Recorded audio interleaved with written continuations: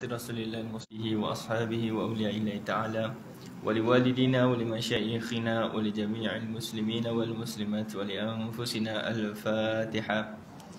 أعوذ بالله من الشيطان الرجيم. بسم الله الرحمن الرحيم.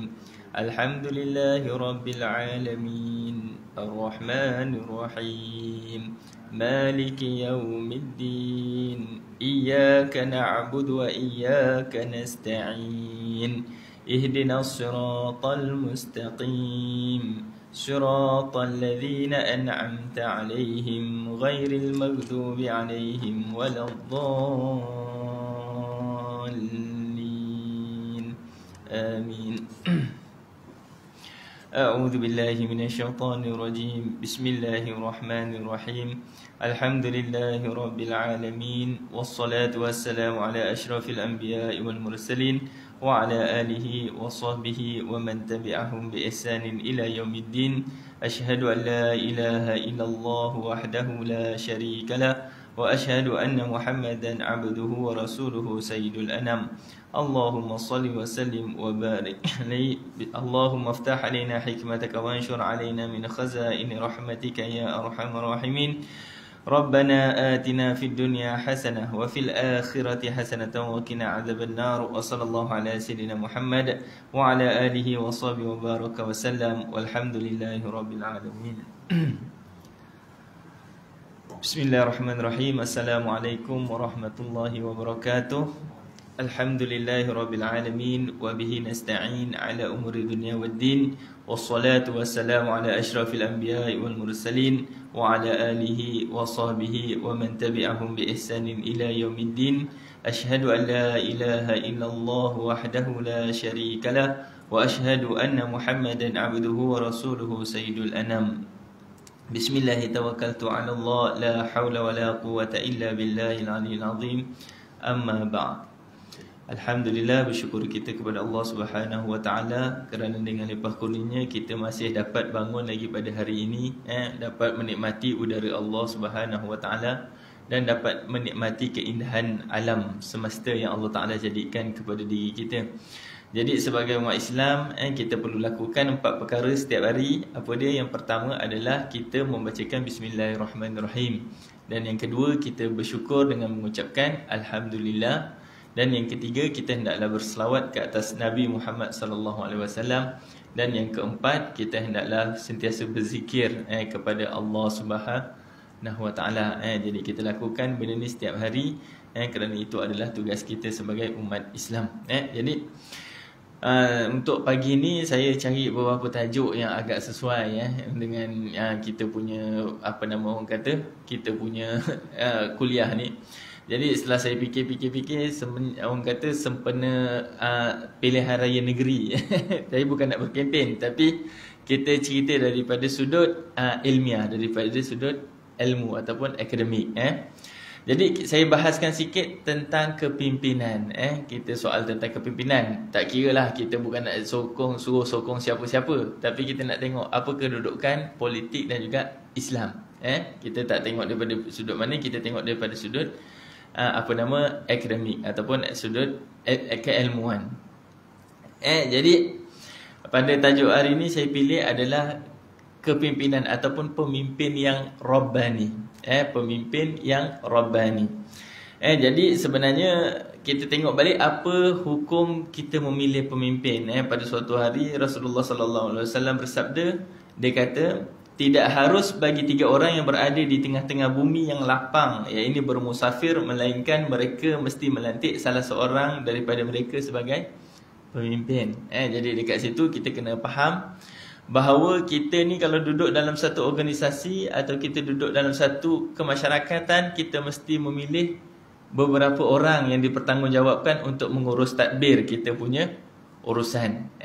Jadi maksudnya dekat situ ini ada hadis ni diambil daripada hadis riwayat Ahmad dan juga Abu Daud. Jadi benda ni adalah satu keperluan untuk kita memilih pemimpin. Jadi kalau kita duduk dalam satu surau, kita ada carta organisasi dia. Kita ada pengerusi, kita ada ahli jawatan kuasa dan juga kita ada jemaah biasa yang datang. Tapi kadang-kadang biasalah bila kita bab pilih pengerusi, bila orang pilih benda-benda macam tu, kadang-kadang ada orang dia suka apa nama orang kata, dia ambil jalan, dia kata aku malas lah nak terlibat, dia cakap. Kan, dia kata malas nak terlibat. Jadi terutamanya nak jadi pengerusi surau kan. Bila orang nak lantik dia kata tak nak lah, dia kata kan. Sebab apa? Pening kepala. Tapi sebab apa? Sebab rupa-rupanya kadang-kadang bila nak jadi pemimpin ni susah. Bila nak komen, nak kritik tu senang. Jadi bila kita kadang-kadang ada orang ni, kita kata dengan dia, join lah surau, join ahli jawatankuasa masjid, join ahli jawatankuasa surau. Dia kata tak apalah, dia nak jadi jemaah biasa. Tapi duduk belakang mengumpat tu tak habis-habis.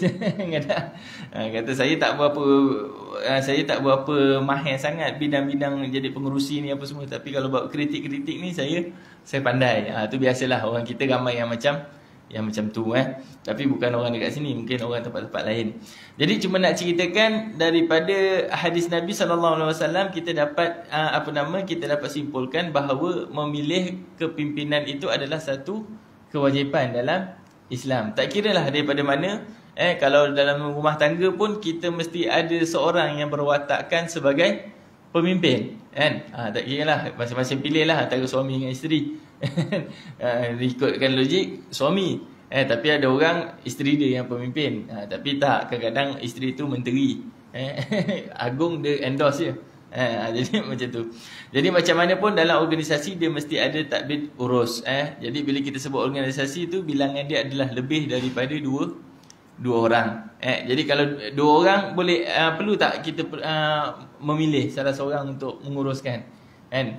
Jadi sebenarnya daripada hadis Nabi tu dia kata 3, tiga atau lebih. Jadi lebih daripada 3 tu kita perlu pilih seorang pemimpin. Jadi kita balik kepada tajuk kita, tajuknya adalah pemimpin yang rabbani. Jadi bila kita tengok dekat situ, suatu masa dahulu bila orang mengkaji dalam bidang psikologi, bila dikatakan sebagai pemimpin, masyarakat yang dulu dia berpendapat ataupun mereka percaya bahawa pemimpin itu adalah pemimpin yang orang kata dilahirkan sebagai pemimpin. Secara semula jadinya bila dia lahir tu dia pemimpin dah. Ada orang memang lahir sebagai pemimpin, ada orang lahir sebagai bukan pemimpin. Jadi pada masa tu dia orang berpendapat bahawa ada ciri-ciri pemimpin tu mungkin badannya tinggi, ada punya suara besar. Jadi dia punya tu ada kelayakan sebagai pemimpin. Jadi itu kajian-kajian orang yang terdahulu. Tapi setelah melalui beberapa proses, setelah beberapa ketika, ilmu itu berkembang dan akhirnya mereka berpendapat bahawa pemimpin itu bukannya dia lahir-lahir dia jadi sebagai pemimpin terus. Jadi pemimpin itu datangnya daripada sudut apa? Akhirnya dia tengok pemimpin itu bukan daripada sudut tubuh badan, bukan daripada suara yang kuat, tapi pemimpin itu lahir daripada nilai-nilai. Jadi lahir daripada nilai-nilai. Jadi maksudnya dekat situ semua orang berkelayakan untuk menjadi pemimpin. Secara asasnya mereka semua tu. Sebab apa? Setiap orang ada nilai-nilai. Tak ada orang yang lahir dekat dunia ni dia tak ada nilai. Melainkan kalau ada sebab-sebab tertentulah. Mungkin kurang akalnya. Tapi kalau untuk orang manusia yang biasa, manusia normal, mereka pasti ada nilai. Walaupun kita nak cakap kalau ada seorang ayah tu, ni sebagai contoh, bukannya saya nak mempelikirkan siapa-siapa. Contoh kalau ada seorang ayah tu, contohnya yang isap rokok, contoh isap rokok. Kan? Kadang-kadang bila anak kecil-kecil dia ada anak kecil umur 2-3 tahun apa semua, tiba-tiba anak kecil dia tu ambil rokok dia nak isap. Apa yang mak bapak tu buat? Ayah tu buat. Dia tetap halang, dia tak bagi kan. Dia kan tak bagi. Sebab apa? Dia tahu anak dia tu kecil, masih suci lagi. Rokok tu membahayakan. Secara naluri, secara fitrah, mereka tetap tolak. Jadi itu yang dinamakan sebagai nilai. Secara semula jadinya manusia itu ada nilai. Jadi bila kita sebut nilai-nilai kepimpinan, semua orang ada nilai, dan itulah Rasulullah SAW bersabda bahawa kullukum ra'in wa kullukum mas'ulun ala ra'iyatihi. Dia kata setiap daripada kamu itu pemimpin, dan setiap pemimpin itu bertanggungjawab di atas apa yang dipimpininya. Okey, jadi kita faham bahawa kita nak cakap pasal soal kepimpinan ni bukan kita nak cerita pasal mesti nak kata pemimpin negara, bukan. Kita nak cerita pemimpin surau, tak. Tapi sebenarnya kita lihat pada diri kita sendiri. Itu yang lebih utama. Jadi dengan situ dia kata kepimpinan itu bermaksud proses menggerakkan masyarakat dengan suatu perancangan bagi memperolehi kebajikan sejagat. Tanpanya kemaslahatan masyarakat tidak akan dipenuhi. Oleh sebab itu agama Islam amat pentingkan soal kepimpinan dalam menghasilkan suatu masyarakat yang sejahtera. Jadi bila kita sebut masyarakat ni, dia boleh jadi dalam sebuah negara, boleh jadi dalam sebuah daerah, boleh jadi dalam sebuah komuniti, surau, masjid kecil, dan boleh jadi juga dalam sebuah keluarga. Dalam sebuah keluarga pun dia ada kelompok masyarakat yang dipanggil sebagai isi rumah. Jadi benda-benda tu penting. Banyak ayat-ayat Al-Quran, banyak hadis Nabi menekankan tentang sikap orang yang duduk dalam organisasi kekeluargaan. Daripada kenyataan tadi dapatlah kita lihat bahawa prinsip kepimpinan yang seharusnya seseorang pemimpin itu miliki, dia perlu ada agar mendapat redha Allah Subhanahu wa taala. Jadi dekat situ kita kena kenal pasti apa itu prinsip yang perlu ada sebagai seorang pemimpin. Jadi bila kita sebut prinsip tu apa? Prinsip ni dia dengan istilah lain dia adalah undang-undang. Jadi contohnya macam kita katakan 1 campur 1 sama dengan 2. Okey, itu prinsip. Ataupun 2 campur 2 sama dengan 4. Okey, itu prinsip. Jadi kalau kita kata 1 campur 1 sama dengan 3. Jadi prinsipnya tak betul. Senang macam tu. Jadi bila kita sebut pasal pemimpin, dia perlu ada beberapa ilmu, perlu ada beberapa perkara yang perlu ada dalam diri dia, dan sekiranya benda tu tak ada, maka dia kuranglah sempurnanya dia sebagai seorang pemimpin. Jadi dengan itu saya bawakan pada hari ini tentang 5 perkara ataupun 5 prinsip yang 5 prinsip untuk menjadi seorang pemimpin yang Rabbani. Pemimpin Rabbani ni daripada perkataan apa? Daripada perkataan Rabbun. Bila dia nisbahkan kepada Rabb, seorang pemimpin yang dinisbahkan kepada Rabb, maka jadilah dia pemimpin Rabbani. Daripada perkataan Rabbun ataupun Tuhan. Jadi pemimpin yang diredai oleh Allah Subhanahu wa taala. Yang pertama, kalau kita nak jadi seorang pemimpin itu, kita seharusnya menjadi seorang yang dicintai. Jadi seorang pemimpin tu yang pertama sekali dia kena orang lain suka dekat dia. Bukan dia suka orang lain suka kat dia, tak, orang lain tu suka dekat dia. Contoh macam kita nak cari imam semayang, semayang nak cari imam, kan? Kita tak boleh datang-datang kita perasan orang lain suka kat kita, sedangkan bila kita jadi imam tu ramai orang tak minat untuk kita jadi imam. Mungkin adalah beberapa kelemahan. Mungkin kita ni bila jadi imam tu mungkin bacaan kita teruk, kan? Tapi ada orang tak sedar diri nak juga jadi imam ke depan. Ataupun mungkin ada beberapa kekangan yang lain, mungkin perangai kita buruk menyebabkan kita tak dicintai oleh masyarakat. Jadi mustahil seorang pemimpin itu merancang untuk kebaikan masyarakat yang dipimpininya sekiranya dirinya itu tidak disukai. Pemimpin yang tidak dicintai oleh pimpinannya akan menghadapi masalah dalam melaksanakan polisi dan perancangan yang dibuat. Oleh sebab itu, pemimpin itu haruslah bijak dalam membawa dirinya agar diterima oleh masyarakat dengan menunjukkan akhlak mulia dan syahsiat terpuji. Apabila diri sudah dicintai, segala-galanya akan menjadi mudah. Jadi kadang-kadang kena bawa diri tu. Contohnya macam kita sebagai ketua keluarga dalam rumah tangga. Bukan yang mudah-mudah. Memang betul orang kata apa nikah, lepas tu kita ada anak-anak, lepas tu kita nak besarkan anak-anak. Kita sebagai suami atau kita sebagai ayah nak kontrol, nak jaga anak, kan? Jadi dekat situ kita bila nak jaga anak, kita kena ada izzah, kita kena ada credibility ataupun kita kena ada wibawa sebagai seorang ketua keluarga. Jangan kita ni bila bila kita mendidik anak apa semua, anak-anak kita betul dia kata dia sayang, tapi akhirnya perbuatannya tu tak menunjukkan dia sayang, dia tak ada respect dengan kita. Jadi dekat situ kita kena faham bahawa seorang pemimpin itu dia perlu pandai bawa diri dia. Walaupun dia duduk dalam institusi keluarga, dia kena pandai bawa diri dia macam mana diri dia nak dihormati. Dia kena sentiasa mencari jalan apa semua. Sama juga kalau kita sebagai ibu, ibu kadang-kadang ada yang bertanya dengan saya kan. Dia kata, "Ustaz, saya risaulah anak-anak saya berkawan." Dia kata ini perkara biasalah. Seorang ibu kata, "Saya risau anak-anak saya berkawan." Siapa kawan dia, saya risau. Lepas tu saya tanya dengan dia, habis puan berkawan, puan berkawan, suami puan risau tak dengan kawan-kawan puan? Ini contoh kita cakap kan. Jadi dekat situ yang orang perempuan tu pun cakap lah, saya tak ada masalah. Dia kata saya tak ada masalah sebab saya dah besar. Yang saya risaukan anak saya kan. Jadi saya tanya anak dia umur berapa tahun? Anak dia pun dah umur 20 tahun, dah umur 30 tahun kan. Jadi kadang-kadang kita kena faham, bila kita nak orang hormat kita, kita kena tahu sebenarnya macam mana nak bawakan diri kita tu.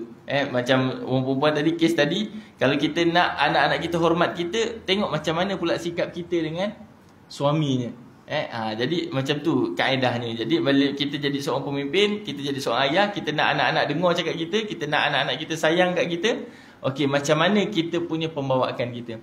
Contoh ada seorang sahabat Rasulullah sallallahu alaihi wasallam, bila suatu hari dia jumpa dengan Rasulullah sallallahu alaihi wasallam, tiba-tiba dia tengok Rasulullah sallallahu alaihi wasallam tengah dokong anak dia, cucu dia, Hasan dengan Husain. Lepas dia dokong dan dia cium.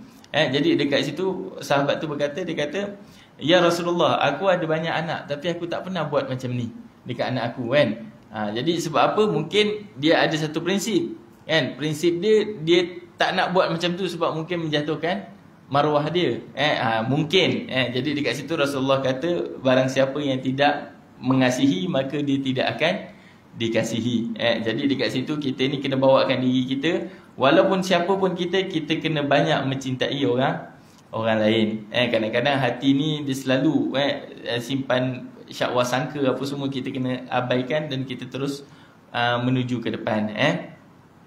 Jadi yang kedua, ciri-ciri seorang pemimpin yang Rabbani itu adalah seorang pemimpin itu perlu dipercayai. Jadi seorang pemimpin tu perlu bersedia untuk memikul tanggungjawab dengan ilmu dan pengalaman. Dengan perkara itu, pemimpin akan punya wibawa dan kepercayaan. Selain itu, pemimpin harus berpegang pada amanah dan janji agar dipercayai oleh orang di bawah pimpinannya.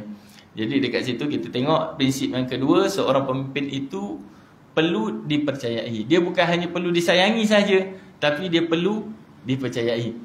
Jadi bila kita dipilih sebagai seorang pemimpin dalam menguruskan sesuatu hal, kadang-kadang kita tak ada pengalaman. Macam mana aku nak mengurus benda-benda macam ni kan? Tiba-tiba tanggungjawabnya besar kan? Jadi dekat situ kita kena bukakan ruang hati kita untuk kita belajar perkara-perkara baru, untuk kita terus memimpin masyarakat. Jadi yang ketiga, ciri-ciri pemimpin yang Rabbani itu adalah seorang pemimpin itu haruslah menjadi seorang pembimbing. Jadi pemimpin yang baik itu bukan hanya sekadar mampu bagus untuk memimpin orang, tapi akhirnya orang yang bagus itu, pemimpin yang bagus itu, dia mampu melahirkan pemimpin-pemimpin baru yang sama bagus dengan dia ataupun lebih bagus daripada diri dia. Jadi macam kita sebagai ayah, kita ada anak-anak, mungkin kita ayah ni baik kan, kita boleh sembahyang kat surau, kita boleh ngaji apa semua, kita memang orang kata ayah tu baik. Tapi anak-anak dia tak dapat nak mampu nak ngikut apa yang apa yang dibuat oleh ayah dia. Jadi dekat situ, kalau pemimpin yang baik itu, dia harusnya dia mampu untuk membimbing orang lain. Dia tak menyelamatkan diri dia saja, tapi dia mampu untuk membimbing orang lain. Jadi bila situ kita tengok kisah Nabi Ibrahim alaihi salam. Jadi bila kisah Ibrahim alaihi salam, bila suatu hari Allah Taala perintahkan Nabi Ibrahim, dia kata, "Wahai Ibrahim, kamu sembelih anak kamu," dalam mimpi dia. Kan? Jadi dia nampak dia sembelih Nabi Ismail. Jadi pada malam yang kedua dia tanya lagi, dia kata dengan Allah, dia doa, dia kata, ya Allah Tuanku, kalau betul ini perintahmu, datangkan lagi mimpi yang sembelih tu. Jadi akhirnya bila malam yang kedua dapat lagi isyarat yang sama. Jadi kalau sebagai seorang hamba Allah yang taat, kalau Nabi Ibrahim tu dia punya tugas, bila dapat perintah daripada Allah SWT, sepatutnya apa dia buat? Terus dilaksanakan, betul tak? Sebab apa? Sebab sebagai hamba Allah yang taat, dia buat je, dia datang kat Nabi Ismail, dia terus sembelih, betul tak? Jadi apa yang dikisahkan dalam Al-Quran, Nabi Ibrahim tak buat macam tu, kan? Dia jumpa anak dia, dia tanya anak dia dulu. Dia kata, wahai anakku, sesungguhnya malam tadi aku mimpi yang aku sedang sembelih dirimu, kan? Jadi bila dia tanya anak dia, agaknya anak dia yang nak kena sembelih tu, respon dia macam mana? Patutnya kalau dia buat tu kan, masalah tu selesai, betul kan? Tapi masalahnya dia tanya anak dia. Jadi dekat situ para ulama mentafsirkan bahawa tujuan Nabi Ibrahim bertanya dengan anak dia tu bukannya semata-mata sebab dia ragu-ragu dengan perintah tu, tapi sebab apa? Sebab dia nak membimbing anak dia supaya anak dia pun juga menjadi orang yang taat kepada Allah Subhanahu Wa Taala. Jadi apa yang dibalas oleh Nabi Ismail bila ayah dia cerita macam tu, ayah dia tanya macam tu. Jadi Nabi Ismail kata apa? Nabi Ismail kata, buatlah apa yang Allah Taala perintahkan. Jadi dekat situ kita nampak seorang ayah yang rahim. Kalau tu pasal ada dikatakan Nabi Ibrahim tu asalnya daripada perkataan Hebrew, ataupun dengan istilah lain disebut sebagai Abu Rahim. Abu Rahim maksudnya bapa yang penyayang. Kenapa bila dia buat sesuatu amalan tu, dia tak buat semata-mata untuk diri dia, dia melibatkan keluarga dia sekali. Kalau melakukan ketaatan tu, dia tak buat ketaatan tu seorang-seorang, tapi dia buat, dia ajak keluarga dia sekali untuk buat ketaatan. Contohnya bila Allah Ta'ala perintahkan Nabi Ibrahim untuk buat apa? Kaabah, kan? Jadi bila Allah Ta'ala perintahkan Nabi Ibrahim buat Kaabah, jadi yang buat Kaabah tu siapa? Nabi Ibrahim. Lepas tu dia ajak Nabi Ismail, teman dia, kan? Bila kita tengok sembelihan tu tadi, dia tak buat terus, tapi dia tanya pendapat Nabi Ismail. Jadi Nabi Ismail taat. Dia kata if'al ma tu'mar. Dan bahkan dia nak tinggalkan Siti Hajar dengan anak dia yang masih kecil dekat padang pasir pun sepatutnya dia tinggalkan, lepas tu dia pergi terus, kan selesai masalah, betul kan? Tapi dia pergi sampai isteri dia boleh tanya, kenapa kau buat kami macam ni apa semua. Dan akhirnya bila 3 kali ditanya, Nabi Ibrahim masih berdiam diri. Dan pada masa itulah Siti Hajar berkata, kalau ini perintah Allah Subhanahu Wa Taala, maka lakukanlah, kan? Kerana Allah Ta'ala takkan mensia-siakan orang-orang yang muhsin, orang-orang yang baik. Jadi dekat situ kita nampak bahawa Nabi Ibrahim bila dia nak buat ketaatan, bukan dia buat seorang-seorang, tapi dia bimbing ahli keluarga dia untuk sama-sama taat kepada Allah Subhanahu Wa Ta'ala. Contohnya macam kita lah, kita nak buat kebaikan ni, kita nak buat sendiri senang, kan? Kalau kita nak sedekah, nak derma, dia senang. Kalau kita tengok ada tabung, kita masukkan terus, orang lain tak tahu, betul tak? Tapi masalahnya bila kita nampak ada tabung, kita nak ramai-ramai orang buat benda yang baik tu. Tu sebenarnya susah. Kadang-kadang kita niatnya baik, bila kita ngajak orang, ada yang respon-respon yang tak berkenaan, ataupun respon-respon yang tak kena dengan apa yang kita hajatkan. Tu kadang-kadang melemahkan semangat kita, kan? Ataupun meruntuhkan kita punya niat untuk nak buat awal-awal. Jadi dekat situlah, dekat situ kita kata kepimpinan yang ketiga, ciri kepimpinan yang ketiga itu seorang pemimpin itu mampu untuk menjadi seorang pembimbing. Dia bukan hanya mengarah, tapi dia membimbing. Jadi yang keempat, ciri kepimpinan Rabbani itu adalah seorang pemimpin itu merupakan contoh tauladan. Contoh teladan. Pemimpin yang baik itu bukan hanya sekadar pandai bermain kata, tetapi perlu melaksanakan sesuatu yang diperkatakan. Ini dikatakan ataupun ini kerana berkata tanpa pelaksanaan itu sama seperti berjanji tetapi tidak menunaikannya. Itu merupakan salah satu sifat orang munafik. Bagaimana seorang munafik itu mahu menjadi seorang pemimpin yang diredai oleh Allah Subhanahu Wa Taala. Jadi ingat, bila kita sebut-sebut benda macam ni, jangan kita duk ukur dekat orang lain. Bila kadang-kadang bila kita dengar, sifat pemimpin munafik, pemimpin macam tu lah, pemimpin macam ni lah, tak. Jangan kita tunjuk kat orang memang sedap. Kita tanya balik pada diri kita, kita ni dah betul-betul tak, kita boleh tak jadi contoh tauladan. Contoh paling kurang untuk anak-anak kita lah. Untuk anak-anak kita. Jadi suatu hari nanti bila anak kita dah semakin membesar, anak-anak kita tu bila dia tengok ayah kita contoh tak pernah sembahyang jemaah dekat rumah, dia tak pernah tinggal satu rakaat pun dekat surau. Jadi dekat situ anak masa kita hidup kadang-kadang dia tak ada buat apa-apa, dia macam endah tak endah kan. Tapi suatu masa nanti bila kita dah tak ada, anak tu cakap, dulu ayah aku tak pernah tinggal, dan dia boleh ceritakan dengan cucu cicit dia dengan anak-anak cucu cicit kita yang lain. Dia kata dulu arwah atuk dia sembahyang mesti nak belakang imam kan. Tak pernah sepanjang ayah hidup tak pernah tengok dia tertinggal satu rakaat pun. Contoh macam tu kan. Kita tengok dia boleh jadi contoh tauladan. Contoh tauladan ni sebenarnya dia susah.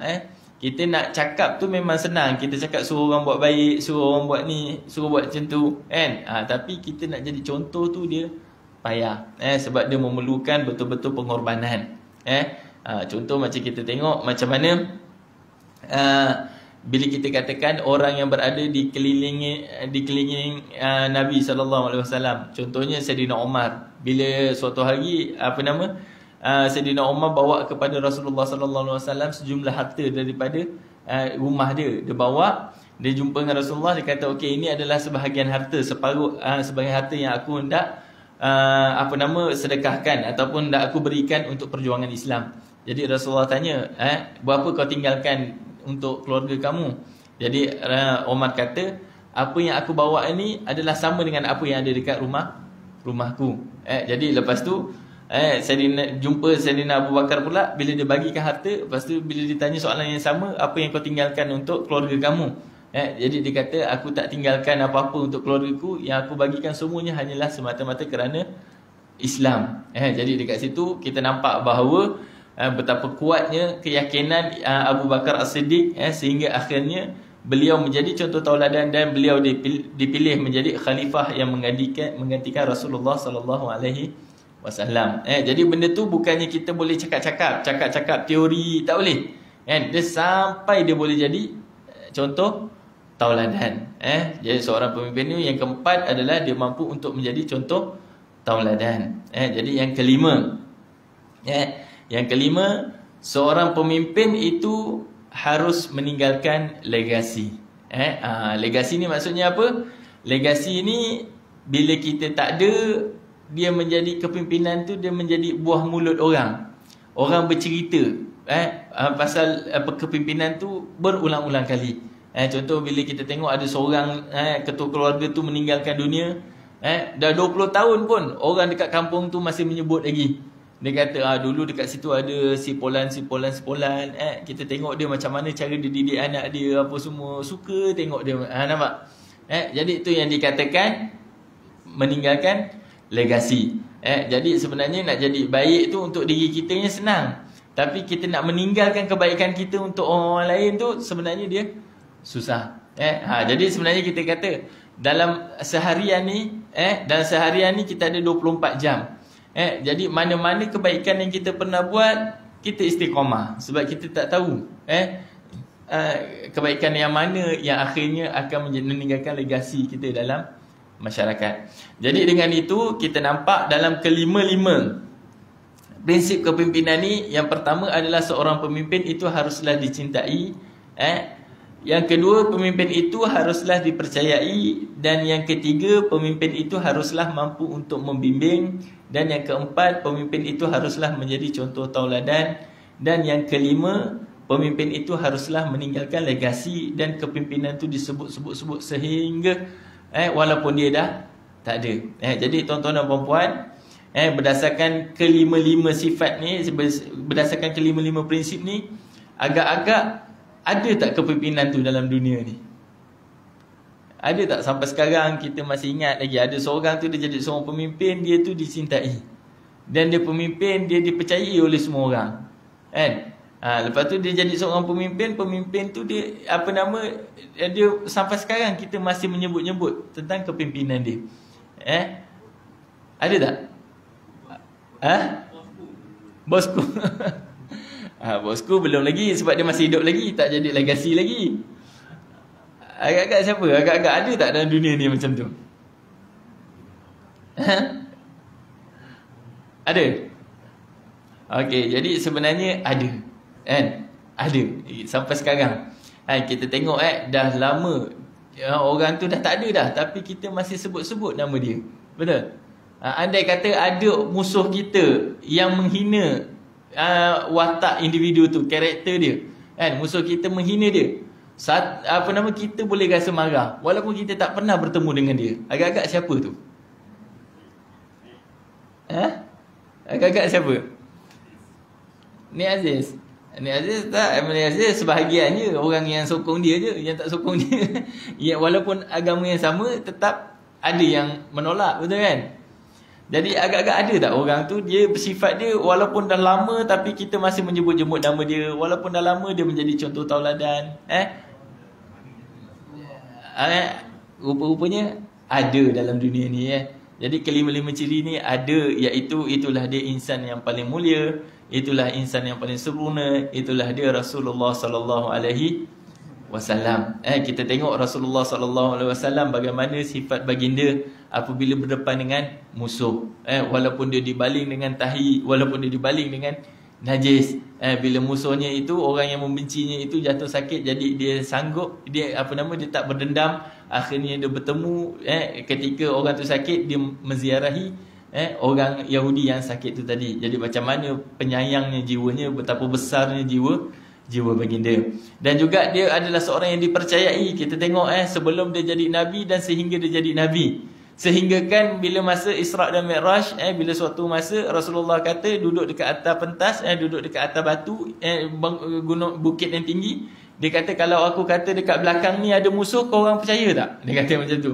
Jadi pada masa tu orang Arab, sama ada Islam ataupun tak Islam, dia kata kalau kamu yang bercakap wahai Muhammad, sudah pastinya kami akan percaya. Maksudnya macam tu, kita tengok sampai musuh pun dia percaya apa yang Rasulullah sallallahu alaihi wasallam cakap.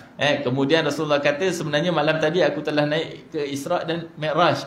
Dan bila benda tu, peristiwa tu melampaui logik akal manusia, akhirnya ramai orang yang lari daripada baginda. Tapi walaupun hatinya percaya, tapi akal pemikiran dia melogikkan dan akhirnya ramai yang menolak. Jadi kita nampak akhirnya kalaulah tak kerana Abu Bakar As-Siddiq, berapa ramai sahabat yang keluar, dan sehingga ada sahabat yang sudah Muslim jumpa kepada Abu Bakar As-Siddiq. Dia kata, wahai Abu Bakar, adakah Muhammad sudah gila? Kemudian Abu Bakar kata apa? Kalau lebih daripada tu pun aku akan percaya. Maka dekat itulah Abu Bakar As-Siddiq digelar sebagai As-Siddiq, orang yang paling mempercayai. Jadi dekat situ kita nampak bahawa Rasulullah sallallahu alaihi wasallam sebelum dia jadi nabi pun dia dah digelar sebagai Al-Amin, orang yang sangat dipercayai. Dan juga kita tengok Rasulullah sallallahu alaihi wasallam hanya seorang manusia, dan kita tengok bagaimana dia mendidik para sahabat di sekelilingnya, sehingga benda tu dinukilkan dalam Al-Quran, disebut sebagai Muhammadur Rasulullah walladzina ma'ahu asyidda'u 'alal kuffari ruhama'u bainahum. Jadi dekat situ kita nampak dalam surah tu dia kata Muhammadur Rasulullah walladzina ma'ahu asyidda'u 'alal kuffari ruhama'u bainahum. Lepas tu apa lagi sampai habis ayat tu. Jadi nak cerita Muhammad Rasulullah tu satu statement pendek je. Tapi walladzina ma'ahu asyidda'u 'alal kuffari ruhama'u bainahum sampai habis tu, ya bertawuna fadlan minallahi wa ridwana simahum fi wujuhihim min athari sujud. Sampai habis ayat tu nak cerita pasal para sahabat tu panjang dekat dalam tu. Maksudnya bagaimana Rasulullah sallallahu alaihi wasallam menjadi seorang pembimbing yang mampu untuk membimbing sahabat agar sama-sama memperjuangkan Islam, dan akhirnya cahaya Islam itu datang ke dalam hati kita pada hari ini. Dan yang ketiga, yang keempat, kita tengok bahawa Rasulullah sallallahu alaihi wasallam tu bukannya seorang pemimpin yang hanya berslogan, yang kata kita perlu berjuang, kita perlu membela tanah air. Bukan dia jenis orang yang macam tu. Tapi macam mana dia adalah orang yang mampu, baginda orang yang mampu untuk memanifestasikan atau menunjukkan benda tu dalam setiap perlakuan, setiap perbuatan baginda. Sehingga kan apabila baginda dah tak ada lagi, ada para sahabat berjumpa dengan Saidina Aisyah dan bertanya, wahai Aisyah, bagaimana akhlak Rasulullah sallallahu alaihi wasallam? Lalu Aisyah menjawab, sesungguhnya akhlak Rasulullah itu adalah Al-Quran. Jadi kita tengok betapa mulianya baginda Rasulullah sallallahu alaihi wasallam dalam membentuk atau menjadi contoh tauladan kepada manusia. Dan yang kelima, kita tengok seorang pemimpin itu harus meninggalkan legasi. Kita lihat bahawa bagaimana Rasulullah SAW telah meninggal selama 1400 tahun dahulu. Tapi akhirnya legasi yang ditinggalkan oleh baginda merentasi zaman dan merentasi usia, dan akhirnya sehingga ke hari ini hanya seorang watak, tetapi watak manusia itu dirindui oleh kita semua sebagai umat Islam. Sehingga kan kalau ada orang yang mampu untuk mencela Nabi Muhammad SAW, kita akan bangkit dan kita akan melawan dengan sepenuh jiwa dan raga kita. Dan itulah yang disebut sebagai pemimpin Rabbani, pemimpin yang diredai oleh Allah Subhanahu wa taala. Jadi marilah sama-sama kita mengucapkan selawat dan salam ke atas baginda Rasulullah sallallahu alaihi wasallam. Semoga suatu hari nanti bila kita duduk dekat dalam akhirat kelak, ketika kita mampu mencari syafaat ataupun bantuan untuk diri kita dekat sana nanti, Rasulullah dapat mengecam bahawa ini adalah umatku. Jadi marilah kita sama-sama mengucapkan selawat dan salam kepada baginda Rasulullah sallallahu alaihi wasallam. Allahumma salli ala sayidina Muhammad wa ala alihi wa sahbihi wa barik wa sallim. Jadi kita tengok balik bagaimana Rasulullah sallallahu alaihi wasallam hanya seorang manusia. Suatu hari bila Rasulullah dah tak ada, pada masa itu ada seorang khalifah yang bernama Umar Al-Khattab. Suatu hari bila Umar duduk seorang-seorang, para sahabat tengok Umar ni dia suka duduk seorang-seorang, tiba-tiba Sayyidina Umar tu dia ketawa terbahak-bahak. Jadi bila dia ketawa terbahak-bahak, lepas tu orang pelik tengok, kemudian tak lama lepas tu dia menangis pula dengan teresak-esak. Dia menangis dengan teresak-esak. Jadi pada masa tu bila dah semua dah tenang kembali, ada sahabat jumpa, dia kata, wahai Amirul Mukminin, apa yang buatkan engkau ketawa dan apa yang buatkan kau menangis? Jadi pada masa itu Sayyidina Umar kata, dia kata aku teringat dulu semasa aku duduk dalam zaman jahiliah. Pada ketika itu aku ingat suatu hari aku buat Tuhan daripada tamar, daripada buah tamar. Jadi buah kurma tu aku buat bentuk Tuhan. Jadi untuk aku persembahkan dekat musim haji pada waktu tu. Jadi ketika aku dah buat Tuhan tu, tiba-tiba perut aku rasa lapar. Jadi apa yang aku buat, aku makan buah tamar itu tadi. Jadi perkara itu menyebabkan aku rasa lucu dan aku ketawa dengan terbahak-bahak. Lepas tu para sahabat bertanya, wahai Amirul Mukminin, jadi apa yang membuatkan dirimu menangis? Jadi pada ketika itu Sayyidina Umar kata, setelah aku bermusafir, ada satu perjalanan yang panjang, bila aku pulang ke rumah, aku lihat tiba-tiba ada seorang anak kecil, anak perempuan kecil yang sedang bermain-main di rumahku. Lalu aku bertanya dengan isteriku, siapa dia? Kemudian isteriku berkata bahawa itu adalah anakmu. Jadi pada masa itu aku rasa sangat malu. Jadi masyarakat Arab jahiliah pada masa itu, bila dapat anak perempuan, jadi dia rasa malu. Jadi apa yang dia buat, suatu hari dia bawa anak perempuan tu duduk, bawa berjalan pergi ke tempat yang tak ada orang lain. Jadi pada masa tu Sayyidina Umar ambil apa orang kata, ambil cangkul lebih kurang, dia gali tanah. Dan ketika itu anak yang kecil tu sedang main-main keliling tu. Jadi bila Sayyidina Umar rasa penat, jadi dia duduk dekat batu. Jadi anak yang kecil itu datang dan mengesatkan peluh dekat dahi ayah dia. Jadi setelah lubang tu dah cukup dalam, apa yang berlaku, Sayyidina Umar terus campak anak dia masuk ke dalam. Jadi dia terus timbus anak dia dalam keadaan hidup-hidup. Jadi itu yang disebut sebagai Addul Banat. Itu budaya orang Arab jahiliah pada masa tu. Jadi dia bila dia terkenangkan benda tu, jadi akhirnya dia menangis dengan teresak-esak. Dia kata betapa kejamnya dia sebagai seorang ayah ketika dia tidak dapat cahaya Islam di dalam kehidupannya. Maka apabila Rasulullah SAW datang membawa cahaya Islam dan membawa rahmat kepada seluruh alam, maka ketika itulah baru dia sedar mana yang benar dan mana yang tidak benar. Jadi dekat situ kita tengok berapa banyak usaha Nabi SAW, Rasulullah SAW bila dia mengembangkan Islam sehingga dapat cahaya Islam tu dalam hati kita pada hari ini. Bukan hanya semata-mata berslogan, bukan hanya semata-mata kerana berkempen, tetapi Islam itu datang dengan keringat dan darah daripada para sahabat dan pejuang-pejuang yang terdahulu. Kalaulah tak ada kerana baginda SAW, tidaklah dapat kita cahaya Islam dalam hati kita pada hari ini. Jadi marilah kita lagi sekali mengucapkan selawat dan salam kepada baginda Rasulullah SAW. Allahumma salli ala sayidina Muhammad wa ala alihi wa sahbihi wa barik wa sallim. Jadi pada suatu hari Rasulullah sallallahu alaihi wasallam duduk di hadapan para sahabat. Kita boleh bayangkan pada masa tu sahabat duduknya dalam keadaan macam ni lah, dengar Rasulullah sallallahu alaihi wasallam duduk dekat depan dia seorang-seorang. Pada masa tu tiba-tiba dia tengok Rasulullah sallallahu alaihi wasallam bertanya kepada para sahabat. Dia kata, "Wahai sahabatku," dia kata, "siapakah yang paling mulia?" Pada masa itu Rasulullah para sahabat menjawab, "Sudah tentulah para malaikat itu paling mulia sebab mereka tidak melakukan dosa." Jadi pada masa itu Rasulullah menjawab, para malaikat itu duduk di sisi Allah Subhanahu wa taala, sudah tentulah mereka itu mulia. Dan kemudian mereka menjawab, sudah tentulah para rasul itu mulia kerana mereka diturunkan wahyu kepada mereka. Kemudian Rasulullah kata, mereka itu manusia terpilih dan diturunkan wahyu kepada mereka, sudah tentulah mereka itu mulia. Jadi kemudian dijawab lagi, sudah tentulah kami ini wahai Rasulullah sallallahu alaihi wasallam. Kemudian Rasulullah menjawab, kamu itu mulia kerana aku ada di samping kamu.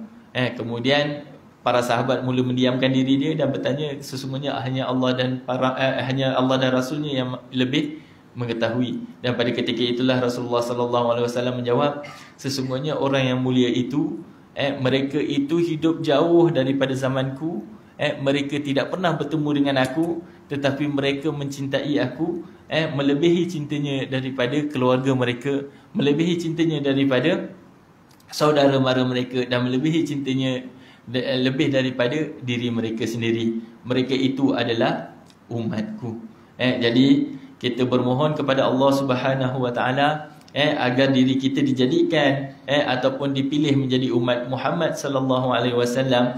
Jadi pada suatu hari nanti apabila kita berada di alam mahsyar kelak ataupun kita berada di alam akhirat kelak, diri kita dikenali oleh Rasulullah sallallahu alaihi wasallam sebagai umat Nabi Muhammad sallallahu alaihi wasallam. Jadi Rasulullah kata, aku akan mengenali umatku apabila berapa banyaknya mereka berselawat ke atasku. Jadi setiap hari hendaklah kita memperbanyakkan selawat dan salam ke atas baginda Rasulullah sallallahu alaihi wasallam. Sebagaimana firman Allah SWT, innallaha wa malaikatahu yusalluna 'alan nabi ya ayyuhalladzina amanu sallu 'alaihi wa sallimu taslima. Jadi dengan ini saya sudahi kita punya kuliah dengan kalimah wa aqulu qawli hadza wa astaghfirullahal azim li wa lakum wa lisairil muslimina wal muslimat fastaghfiruhu fa yafuzal mustaghfirin wa ya najatat taibin. Assalamu alaikum warahmatullahi wabarakatuh. A'udzu billahi minasyaitonir rajim. Bismillahirrahmanirrahim. Subhanakallahumma wa bihamdika nashhadu an la ilaha illa anta wa nastaghfiruka wa natubu ilaik. Bismillahirrahmanirrahim. Wal 'asr innal insana lafi khusr illa alladhina amanu wa 'amilus solihati wa tawasaw bil haqq wa tawasaw bis sabr. Wa sallallahu ala sayyidina Muhammadin wa ala alihi wa sahbihi wa baraka wa sallam. Walhamdulillahi rabbil alamin. Taqabbalallahu minna wa minkum.